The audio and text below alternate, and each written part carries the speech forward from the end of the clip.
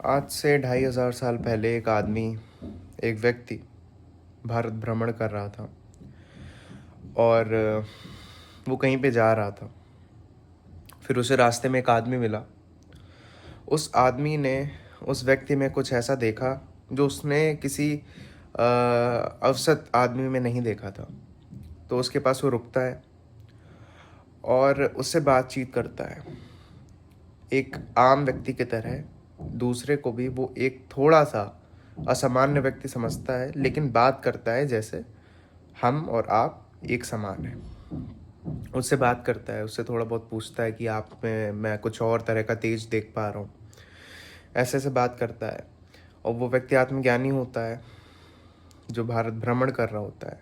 तो वो आत्मज्ञान की शिक्षा, औपनिषदिक ज्ञान, गीता का सार वो उस व्यक्ति को बताता है। तब वो व्यक्ति उसको नमन करता है, उन उन आत्मज्ञानी को नमन करता है और वो उनकी भारत भ्रमण यात्रा में उनके साथ चल देता है। ये साइकिल रिपीट होती जाती है। फिर कोई एक व्यक्ति आता है, उन दोनों को देखता है। उन दोनों में वो कुछ अलग तरह का तेज देखता है जो एक अवसत आदमी में नहीं दिखता है। तो वो व्यक्ति भी उन दोनों के पास जाता, पूछता और ये साइकिल बढ़ती जाती। ये बात असल में ऐतिहासिक तौर पे तो नहीं है, लेकिन अनुमान यही है कि ऐसा ही हुआ होगा आज के समय पे। और एक और चीज़ समझिए, ये एक संयोग की बात थी, ये कोइंसिडेंस था कि एक आदमी भारत भ्रमण कर रहा है, उसे एक आदमी मिलता है, उसको एक आदमी देखता है, वो आदमी उस आत्मज्ञानी के पास जाता है। और ये पूरा जो बात है, ये बात पूरी अपने में एक संयोग है। इसमें ऐसा कुछ नहीं है कि पहले से ही, मतलब इन द सेंस कि कोई एक प्रथा है। ये प्रथा बन गई, संयोग प्रथा बन गई। इस बात से मैं क्या कहना चाह रहा हूँ कि आज जो भारतीय समाज, जो हिंदू समाज मेनली कहता है कि जो गुरु शिष्य परंपरा से नहीं आ रहा है उसे हम ज्ञानी नहीं मानेंगे। जो संयोग था आज वो प्रथा बन गई है। क्या संयोग कभी प्रथा बन भी सकती है? और बन रही है तो ये आत्मज्ञान का ही प्रभाव है। ये आत्मज्ञान का प्रभाव है और ज्ञान का अभाव है, इसको कहेंगे। तब इस चीज़ पे कृष्णमूर्ति साहब आते हैं और उन्होंने सबसे पहले ये कहा कि पहली बात तो मैं यहाँ पे आया हूँ एक आम व्यक्ति की तरह। मैं आपसे किसी चीज़ पे चर्चा करना चाहता हूँ, आपकी परेशानी सुनना चाहता हूँ और हम मिलके, मैं अपनी परेशानी सुनाना भी चाहता हूँ और हम मिलके उस चीज़ पे बात करते हैं और एक अच्छे कंक्लूजन पे पहुँचते हैं। ये था कृष्णमूर्ति साहब का कहना। प्रॉब्लम ये है कि हम अथॉरिटी को बहुत मानते हैं। आप समझिए, जो मैंने कहानी सुनाया उस कहानी में अथॉरिटी सिर्फ एकमात्र चीज थी, सिर्फ एकमात्र चीज, और कुछ भी उसमें अथॉरिटी जैसा कुछ नहीं था। ज्ञान, मुमुक्षा, वैराग्य,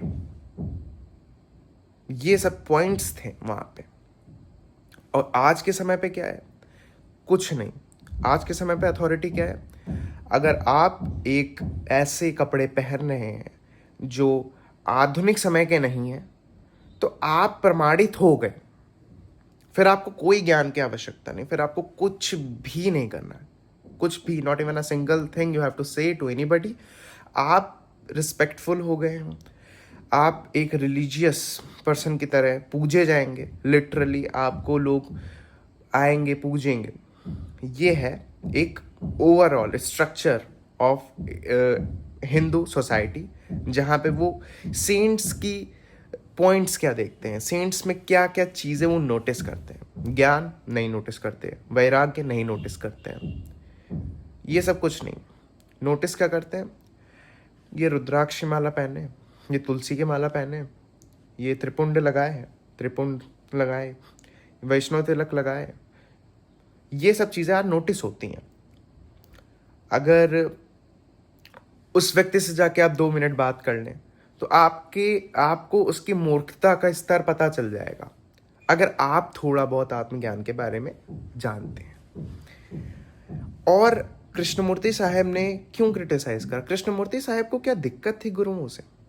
अगर इस चीज़ पर विचार करें तो ब्रॉडली हमें ये पता चलता है कि कृष्णमूर्ति साहब अथॉरिटी को नहीं मानने की, किसी भी टाइप पे आपको किसी को हावी नहीं होने देना है अपने अंदर, अपने ऊपर। वो किस समाज से आ रहे थे आप कभी नोटिस करिए कि एक व्यक्ति आ रहा है किसी के घर में, उसके घर पे खूब सारे कर्मकांड करा रहा है, उसके घर में फालतू की चीज़ें करा रहा है, मोटा पैसा लेके जा रहा है और उनको बदले में एक्सप्लॉइट कर रहा है मेंटली, फिजिकली, उनको एक अलग सोसाइटी का हिस्सा बना रहा है, उसको एक कहा जाए तो उसकी फ्री विल तो छीन ही रहा है एक तरह से। तो कृष्णमूर्ति साहब ये सब नोटिस करते थे। कृष्णमूर्ति साहब क्या नाम था उसका, मुझे सोसाइटी का नाम नहीं याद आ रहा, शायद उसका नाम था थियोसॉफिकल सोसाइटी। बेसिकली उसमें आपको हर रिलीजन के बारे में पढ़ाया जाता है। तो कृष्णमूर्ति साहब उपनिषदों से भी बहुत ज़्यादा प्रभावित थे, वेदांत से बहुत ज़्यादा प्रभावित थे, लेकिन गुरुओं को नहीं मानते थे। क्यों नहीं मानते थे? क्योंकि आम अवसत आदमी उसको एक अथॉरिटी मान लेता है, उसको एक प्रॉफिट की तरह ट्रीट करता है, समझिएगा, उसको एक मसीहा की तरह ट्रीट करता है, जो कि वेदांत का एक तरह से खंडन ही है। मतलब वैसे तो खंडन नहीं है, लेकिन जब आप एक कॉन्ट्रडिक्शन ला रहे हो तो यानी कि आप वेदांतिक टीचिंग्स को खारिज कर रहे हो, जो कि आत्मज्ञान का एकमात्र स्रोत है वेदांत। तो जब हम ये कह रहे हैं, और ये जो एक साथ ही एक सोसाइटी का पार्ट उनके समय पे जा रहा है, क्योंकि वो साउथ इंडिया से भी थे शायद, लेकिन शायद साउथ इंडिया से वो थे, मुझे उनका रीजनल बैकग्राउंड नहीं पता उतना क्लियर, लेकिन उस समय ओवरऑल इन इंडिया कर्मकांड बहुत ज़्यादा ही टॉप पे था, आज भी है, और मुझे तो लगता है बढ़ा है। तो उस सोसाइटी को ये समझाना बहुत ज़रूरी था कि आत्मज्ञान तुमको खुद से, तुम्हारी चीज़ों को तुमको अपने रास्ते खुद खोजने पड़ेंगे। तुम किसी दूसरे व्यक्ति के पास जा रहे हो मजबूरी लेके अपनी, तो वो एक्सप्लॉइट ही करेगा, क्योंकि उसको खुद नहीं पता है कि उसको कैसे डील करना है। अब आप मुझसे आ रहे हो, अगर मुझे वो एक रास्ता आप मुझसे पूछो, मुझे पता ही नहीं है, तो मैं आपको कैसे बताऊंगा? या तो मैं एक अंदाज़ा बता दूंगा यहाँ से जाओ, एक अंदाज़ा तो ज़्यादातर टाइम गलत ही होगा ना, क्योंकि मुझे एग्जैक्टली पता ही नहीं है कि आपको किस रूट पे जाना है। इसलिए कृष्णमूर्ति साहब ने कहा कि ये जो गुरु हैं, ये जो बाबा लोग हैं, इन सबसे दूरियां बना के रखो, चर्चा करो, डायलॉग करो, डायलेक्टिकल मेथड का यूज़ करो। मैंने बहुत अच्छी वीडियो बनाई है डायलेक्टिकल मेथड ऑफ कृष्णमूर्ति पे, आप वो वीडियो जाके बहुत देखिएगा, बहुत अच्छी वीडियो है। वही है एकमात्र स्रोत स्पिरिचुअलिज्म का, वही है एकमात्र एसेंस है स्पिरिचुअलिज्म का, जहाँ पे आप मान्यताओं को खारिज कर रहे हो, आप समझ रहे हो। आप समझिए कितनी बड़ी चर्चा हुई होगी जब किसी व्यक्ति ने कहा ये संसार ही नहीं है, मैं हूं तो संसार है, मैं मिट गया तो संसार मिट गया। कहाँ तक की चिंतन हुआ होगा? सोचिए, जो आज हिंदू समाज है, अगर वो 3500 साल पहले होता, तो क्या हम इसका 1% भी दर्शन या ज्ञान पूरे विश्व को दे पाते? क्या हम विश्व गुरु कहला पाते? जैसा कि आज हिंदू समाज है, जो पूरा रूढ़ियों से ग्रसित है, पूरा मान्यताओं से एकदम पीड़ित है, तो क्या ये हिंदू समाज उपनिषद दे पाता? नहीं दे पाता, दे ही नहीं सकता है, क्योंकि वो पोटेंशियल ही नहीं है। वो सोचने समझने की ताकत खत्म कर दिया है उन्होंने अपने अंदर। आत्मज्ञान का इतना अभाव है कि वो समझ नहीं पा रहे हैं कि उनकी जो मान्यताएं हैं वो बहुत ज़्यादा पुरानी नहीं है, वो वैदिक भी नहीं है। और हम जयकारा सुनते हैं सनातन वैदिक धर्म की, जय, वैदिक धर्म नहीं है ये। वैदिक धर्म पूरा चिंतन पे बेस्ड है। वैदिक धर्म इवॉल्व हुआ है। हम 4 खंड में वेद को जानते हैं, संहिता, ब्राह्मण, आरण्यक और उपनिषद। थोड़ा सा मुझे लगता है कि मैंने वो गलत बता दिया सीक्वेंस, लेकिन आखिरी में तो वेदांत है। चिंतन बढ़ा, सिर्फ हम आरण्यक तक की नहीं रहे, सिर्फ हम ब्राह्मण तक की नहीं रहे, सिर्फ हम संहिता तक की नहीं रहे, हमने चिंतन करा, सोचते गए, इवॉल्व होते गए, पीक पे आए, डाउनफॉल हुआ। डाउनफॉल ऑफ इंडियन फिलोसफी पे मैंने वीडियो बनाई है, आप जाके एक बार देखिएगा। ये है बात। कृष्णमूर्ति इस पॉइंट पे आके रुक गए। उन्होंने कहा आप खुद चिंतन करिए, आप खुद ये समझ लाइए अपने अंदर कि जो चीज़ आप कर रहे हैं, क्या वो सच में, आप खुद एनालाइज करिए, क्या वो वर्थ है? नहीं वर्थ है। इस चीज़ पे आप ध्यान दीजिए। कृष्णमूर्ति साहब कह रहे हैं आत्मचिंतन भी हो सकता है जब आपको आत्मचिंतन के बारे में ही पता हो, और वो एक अच्छे वेदांतिक टीचर से आपको पता चलेगा। तो गुरु को नहीं खारिज करा, उन्होंने कहा आत्मचिंतन करो, आत्मज्ञान आत्मचिंतन से ही आ सकता है।